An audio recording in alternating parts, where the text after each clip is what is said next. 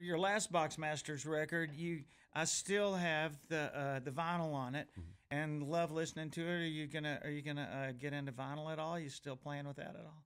Well, that'll be up to them and the label. Hopefully, because I've recently heard that vinyl is really coming back now. I mean, I guess probably mostly collectors, but a lot of people are getting record players again and playing vinyl.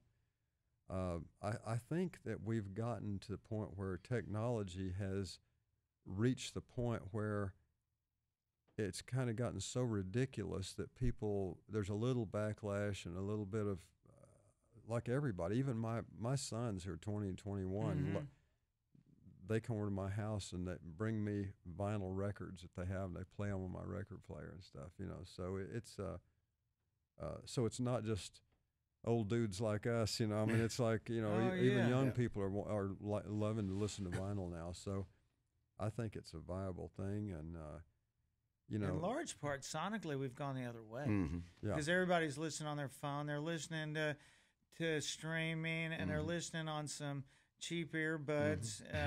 And, for us, it was the first thing you did. More important than your car was your stereo. Sure. Every nickel we had, we put into our speakers, and what kind of stereo you got, that was your standard conversation. And it's a more important listening experience when you play it on vinyl, and there's something more magic about it. And for me, and I think other people are discovering that. And Boxmasters has to be on vinyl. I don't know how you can hear the ultimate 60s rock and roll band without vinyl. You know what I mean? Yeah, but, it's got a different thing to it for sure. It's I even like the sound of a record that's been scratched up. You know what I mean? Oh, do I know? I mean, it's just I've got thousands of them. No, it's such a good thing. I remember every now and then you get a record that wouldn't, when it get to the end of the record, it wouldn't go back automatically, and it just keep clicking, going back and forth and everything. Sometimes I just sit and listen to that, kind of like it was some kind of meditation or something. Like the ocean. Exactly. That's right. What do you feel about when you're playing? I gotta believe, especially a movie star like you're singing to telephones a lot. And somebody's looking at the back of their phone instead of giving you the chance to connect to them. You run into that at all? I think that takes some of the magic away. I think there's too much access with people these days, and that goes for movies and music. There was a time when, if you ever saw Jimmy Stewart, it was only on a big screen, and they didn't have behind the scenes stuff with him sitting in his costume, talking about the movie and stuff. And there's something that I've tried to instill in my kids, which is every time somebody says, "Hey, I wonder what an ash tree looks like," maybe don't look it up. Wait till next time somebody says that's an ash tree right there, or that's a sycamore, whatever, for your little kids or something. Let them have a sense of wonder. And something about everybody having a telephone recording everything you do, it kind of in other words, there should be, I believe, a separation between the audience and the event, whether it's a concert or a movie or whatever it is. If you keep that separation, then the audience benefits from it, because there's a sense of mystery and mystique and all that kind of thing. Because when I went to concerts growing up, I remember standing on the front row at Barton Coliseum in Little Rock, Arkansas, and I saw a show that Freddie King opened, Tony Joe White came on next, and then Creedence Clearwater Revival. This was in 71 or 2 probably.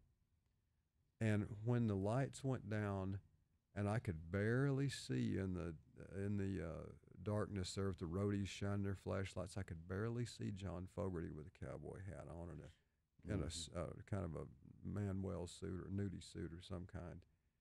And then nothing happened. There was no announcement or anything. You always knew a band was real famous if they didn't even say, "Ladies and gentlemen," here, and the lights came on, and he hit those opening chords to Green River, and I nearly lost my mind. But having John Fogerty be a mystery to me, and the fact that I got fairly close to him, but he was still, he may as well have been Bugs Bunny or Benjamin Franklin.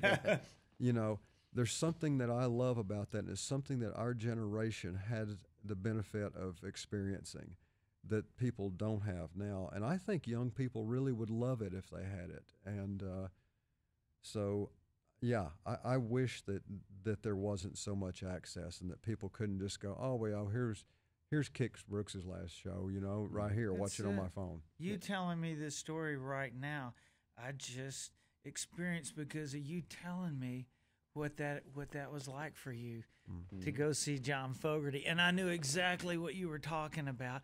And it's cool. That's what I want to say so many times. It shows us put those things up, and you can tell everybody about it tomorrow. Exactly. And you can share what I just shared with you in a human way instead of going, "Hey, watch this." It's like, well, that sucks.